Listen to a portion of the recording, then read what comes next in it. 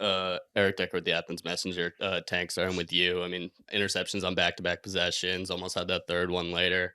As playing someone playing in the secondary, you kind of hope for just one or two of those moments a game to kind of come up. So, what was it just like for you, kind of continuously getting the ball at you and making plays tonight? Um, really, yeah, I should have caught that third one. First of all, should have caught that third one. But after that first one, I just felt good. Like that boost your confidence in the game. So then I started feeling more confidence, started trusting the play, and caught that second one immediately. And then looking at that second one, it kind of looked like you instantly broke on that slant route. So, was that just a read and react? Just take me through that play. Uh, yeah, it was a just a quick read. I was just playing flat footed, reading the receiver, seeing him cut, so I cut. Bobby Keegan with the Post. Parker, for you, career high in passing yards. You're also the eighth player in school history to have 4 rushing touchdowns in one game. Just what was working so well for you? I think we're just doing what we do, trusting the offense. Things just opened up. I don't think it was anything necessarily super special. Um, I think the guys up front just handled business, made it easy for me. So. Charlie Fidel from the Post. Shay, the front seven really shut down the run today. Obviously, a lot of tackles for loss and tackles for no gain. Just what went into shutting that down tonight? Yeah, I mean, they've been great all year. What they do is make teams one-dimensional and throw the ball and really help, the secondary out, and especially the linebackers. So blessed to have the guys up front that really disrupt the line constantly. Andrew Bobby at WAB. Obviously, that first half was pretty close, and you guys come out and really dominate the second half. Just what went into turning that game around and just blowing them out in the second half? For me? For anybody. Chase? Honestly, on an offensive standpoint, came out a little slow. I just needed a spark, and we ended up getting a big spark in the first half. And then just coming out in the second half, we just finish. I think that's been something we've been on, something we've been doing, finishing. And I just say, coming out in the second half, pretty much dominated, came out with the victory. And then again, just for any of you, Coach was telling us a couple days ago just how important it was to win the turnover battle against a team who's really good at winning that. What went into winning that battle tonight? Yeah, defense just created turnovers, and I think offense. There's one throw that I could have brought down a little bit, taking care of the ball there. But I think we're growing, we're learning, we're taking shots, we're executing. But our defense is just continuously giving the ball back to us, and I think that helps with momentum. Grant Kiefer with WAB. Parker and Chase, for you, it was an offense early on in the year that kind of relied on the run a lot, some lower scoring games, but the last 3 games you guys have exploded offensively. What do you think's really changed in your guys' eyes? I would just say for me, I know we're capable of scoring plus 30 every game. These guys, Chase, Rod, Coleman made some unbelievable plays. And I trust those guys, and I'm just excited to, continue to give those guys shots. Tank, for you, in recent weeks, the secondary has really been stepping up and shutting down passing games. What does this game and a string of games like that do for you guys going into the home stretch of the season? We just it kind of boosts our confidence. Turnovers, like we preach a lot during the week. Turnovers, if that's catching the ball, punching the ball out. So that's what it's gonna do. Just boost our confidence, make us play better.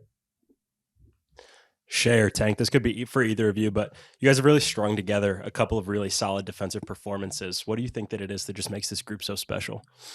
I mean, obviously you have your disruptive defensive line, and then you have, the linebackers that are depth, and you have the secondary who are just making plays like they did today. But I think all of it boils down to Coach Faunus and Coach Hauser's play calling. I mean, they've been tremendous all year, so it's been a blessing being coached by them and having them put us in the situations to make those plays. I guess Parker, I'll ask this for you then, but obviously with kind of how the rest of the league shaped up, you guys are in a position now where you control your own destiny on whether you go to the title game or not. So just what kind of boost does that give the locker room, knowing that it's what you guys do, not necessarily having to rely on the help of others at this point? Yeah, I think Coach Alvin talks about every week. It's about us. It's not about any other team. And we got a bullseye on our back, and he just says, keep it moving. And that's what we're doing. We're just going to keep it moving. Focus on ourselves each week. We want to play our best ball. And when we do that, we win. So it's just about us. few more questions for the players. Chase, you obviously had a big game receiving today, but your downfield blocking was really good as well the rest of the receivers.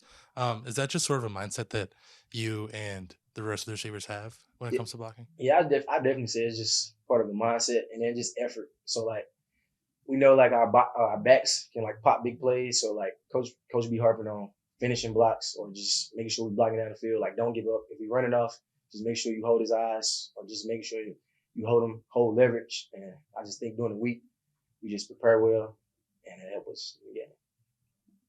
Again, for any of you guys, obviously getting a big win, one of the final home games of the year. What can you take from this game into a tough Toledo game next week? I'll just say, like I said already, we control our own destiny. So I think our confidence is really high right now. So I think just playing with high confidence and practicing at a high level, I think it just boosts us. Or like it give us the like just to go every day. So I think going into this game, I think we're gonna have a lot of energy. We talked about energy during the week, so I think practice is gonna be a little bit more energized. And then like just bring your own juice, like Parker said, having a high C juice box. Thank you for being here. Could not be more excited with what we got done tonight. Football team, all three phases, the coaching staff, the team. It was a big win. I want to start by saying, great crowd, weekday school night.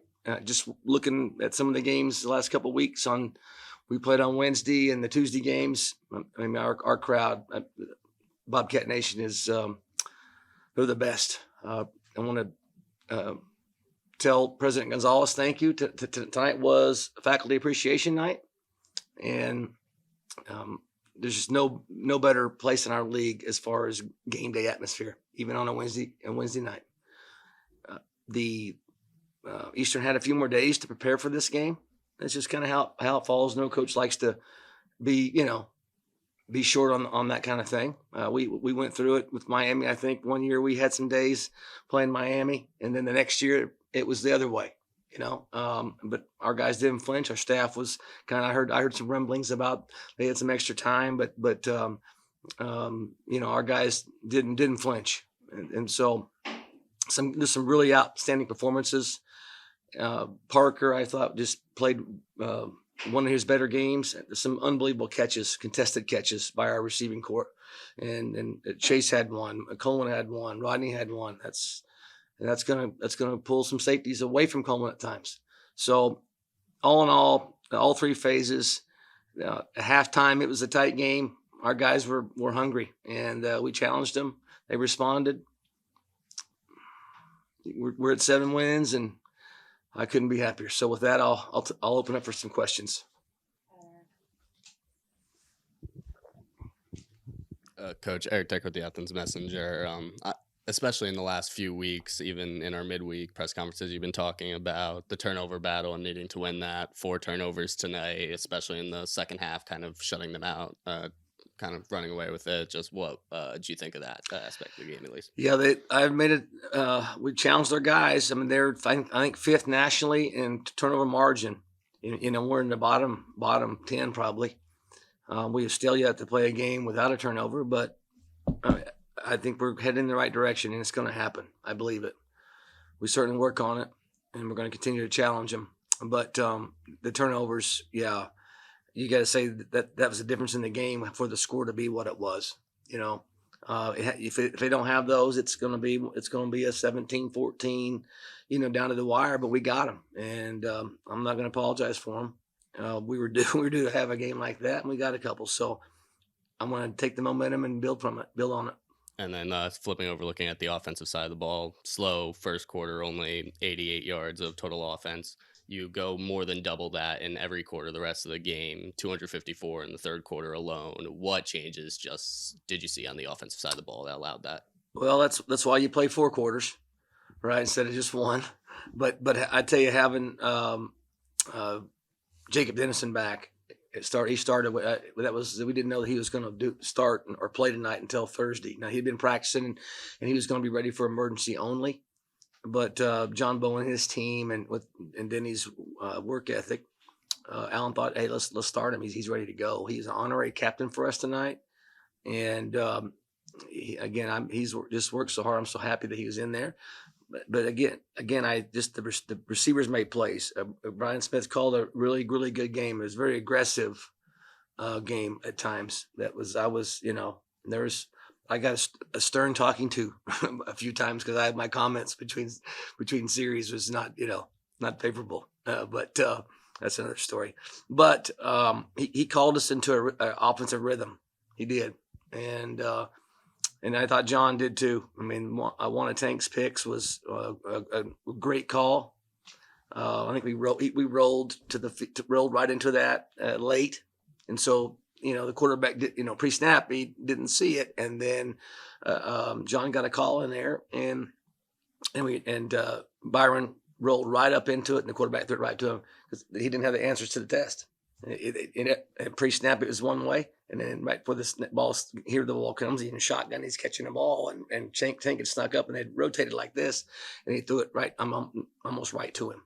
So there's some really, really good calls by the coordinators, and probably should onside the kick when they're kicking from the 20. We sitting there trying to get that figured out, and I've never been in a situation like that, like we were tonight. But I'll learn from it. So sorry about rambling, but yeah. Bobby Keegan with the Post. Coach, you guys had a lot of explosive plays tonight, and you can kind of see on the sidelines you were getting pretty animated at some of those plays. Could you kind of just talk to me about the emotion that was in this game? I mean, really, I'm sorry. I didn't mean to start talking when you weren't done finished. You weren't finished, but I don't know what our numbers are, but really, the last 12 quarters we've had a ton of explosive plays. I'm gonna have to look and see, but maybe more explosive plays in the 3-game stretch than I can remember. Poppy White and a run there in 17, 18, something like that. But Ryan's done a good job of with having him on at receiver and the packages with him. He had a couple things tonight that took the eye candy off of Coleman and put it and gave the ball to Iman, and there's some good strategy in there. So we want to continue on those explosive plays and continue to take care of the ball. And it's November, and you want to be playing your best ball in November. Andrew Bobby at WAB. Coach, after the skirmish in the end zone, you kind of got the guys together on the sideline and gave them a talk. Just what did you say to them in that moment? Yeah, just keep their composure, and because they're Eastern Michigan, they're frustrated. They're 2 plays away from being 7-2. Started this game, and they had the lead, and it's 7-7. Then we got 14-7 at halftime. And they got a little frustrated, and the officials got it under control. And I just wanted to make sure our guys, remained brick worthy, and didn't let their egos on something get involved in the game. And then could you also just talk a little bit about Tank's performance tonight and what he meant to the defense? Yes, I'm very happy for him. The first pick on their sideline was an unbelievable catch. It was it was a great catch, and I thought he's going to be mad at himself, but he could have had I used to teach bowling when I first started coaching a long time ago. He could have had a turkey tonight. Turkey's 3 strikes in a row, I believe. And so he could have had a turkey tonight if he had got that one in the end zone, So, but yeah, he's playing well. I've talked about Roman here the last 2 or 3 weeks, and it starts with practice. And I think Byron is, he's kind of had a lower ankle type thing for a couple of weeks, and he's past that, and he's really upped his game, I think, in practicing because I've been talking about Roman so much, and I think he's taking offense to that, and so he's wants to be one of those guys, and he certainly showed up big tonight.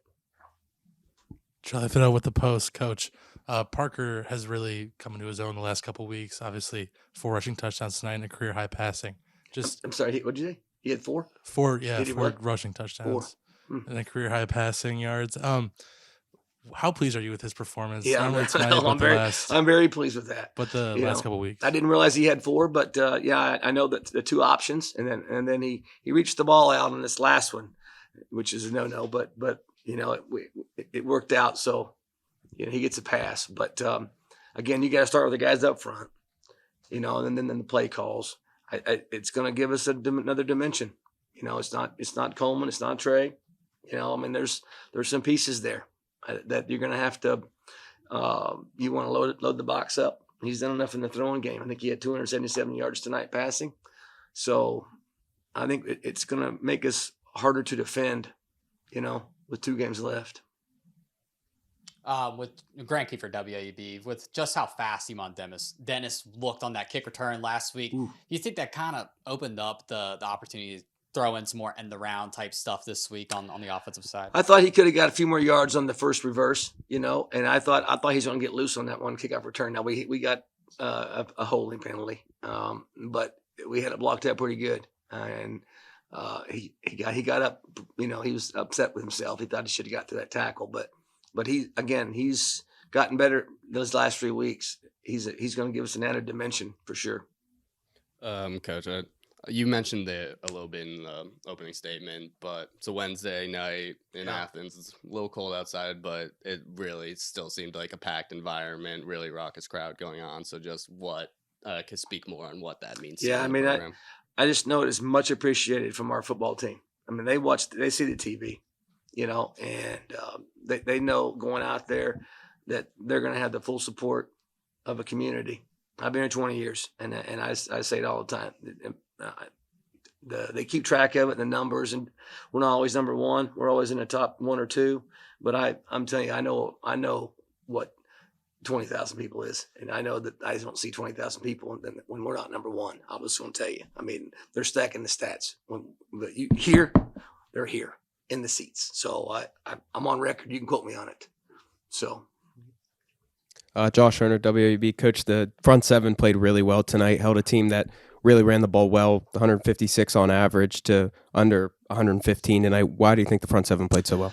Well, to be honest, that's what they've done all year. I don't think we made Eastern Michigan quite one-dimensional like we have in some of the teams. But I think Eastern Michigan's the 2nd or 3rd in the league in total offense. And they got a big bruiser running back, and they got an experienced quarterback that's played 1 games in this league. He gets it out quick, which can negate a pass rush. We got a few sacks. We were frustrated a little bit because they got some things done in the running game more than what we are accustomed to, which caused some intense moments, some interesting conversations on the headphones and some emotion. But we settled in and got enough things done with this front 7, and really had to be our best game in the back end tonight. Against a really good receiver.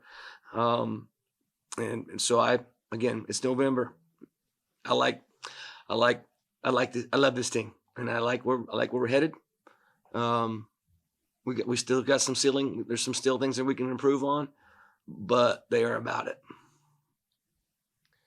Coach, when you look at your receiving room, Chase, Rodney, Coleman, each one had a reception of 20 or more yards today.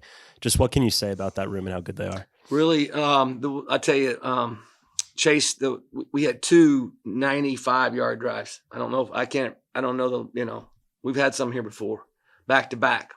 The one before halftime was probably the difference in the game was turnovers, but that drive before halftime was huge. Conversion on a 3rd and 10 to Coleman, and then we had, I think it was 2nd or 3rd down.